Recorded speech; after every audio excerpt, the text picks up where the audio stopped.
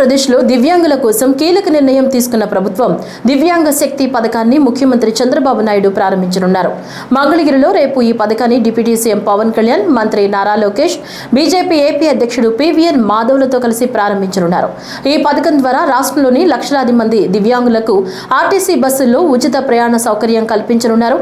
మొత్తం 11 లక్షలకు పైగా దివ్యాంగులకు ఇది ఉగాది కానుకగా అందనుంది. అలాగే సహాయకులకు 50% టికెట్ రాయితీ ఇవ్వనున్నారు.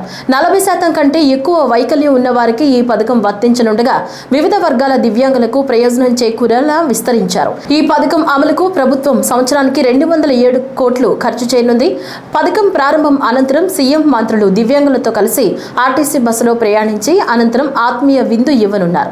ఇదే రోజు రాష్ట్ర వ్యాప్తంగా అన్ని నియోజకవర్గాల్లో ఎమ్మెల్యేలు కూడా ఈ కార్యక్రమాన్ని ప్రారంభించి దివ్యాంగులతో కలిసి ప్రయాణించి భోజనం చేయనున్నారు. ఇప్పటికే స్త్రీశక్తి పథకం ద్వారా కోట్ల సంఖ్యలో మహిళలు ఉచితంగా ప్రయాణించిన నేపథ్యంలో ఇప్పుడు దివ్యాంగ శక్తి పథకం కూడా ప్రజలకు మరింత ఉపశమనం కలిగించనుంది.